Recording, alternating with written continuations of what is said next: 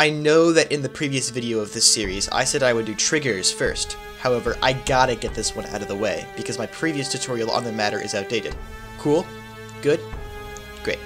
Let me get all that self-promo stuff out of the way, because I really don't like to do it. Subscribe to my YouTube if you like my content, like the video if you like the video itself, and use my creator code LoudSilencer if you really want to. This video will be going over the mechanics of the teleporter. Okay, not very interesting. Let's see. What I meant to say was, today's video will be a tutorial on how to create live events.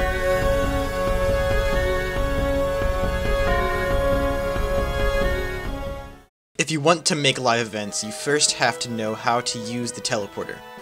This is the teleporter. That line coming out of it is the direction you will face when you use that teleporter as an exit.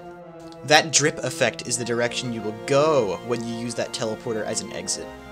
Both of these only matter if you have their respective settings enabled.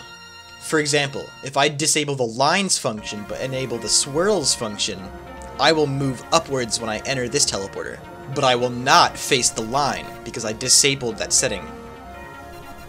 The other important thing is figuring out how to teleport to it using channels.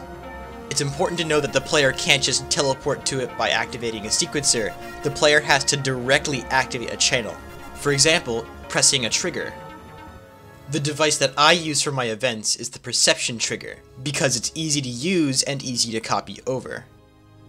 There are two other devices you could use. One of them is the damage volume. I used to use this because before it didn't damage you, but now it does. The other one is the mutator zone, but it creates that weird particle effect whenever you enter it. The main flaw with these two is that you can't copy them, unlike the perception trigger, which is why I use this device.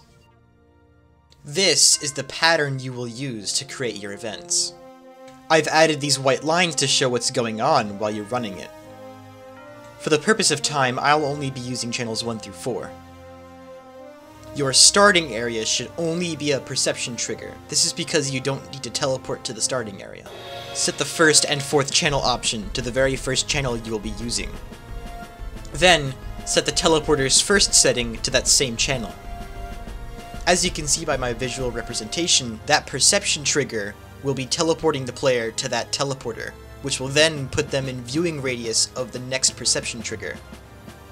From this point, simply increase each channel option by 1. This means that the second perception device and the second teleporter should be on the same channel, and so on and so forth. You can use these mechanisms to create what is essentially just stop motion.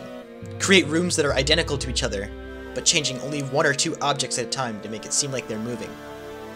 In this example, I've used pillars, so it should look like they are rotating as I'm teleported.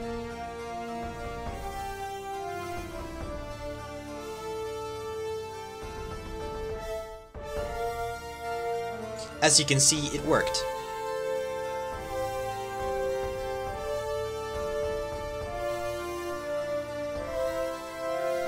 You may have noticed that you could see the perception device and the teleporters. To fix this, simply change these 3 settings on the perception device,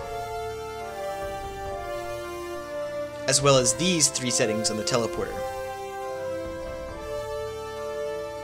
If you're still having trouble with anything specific, the rest of the video will be me building an event from scratch. Thank you for watching, and I'll see you next time.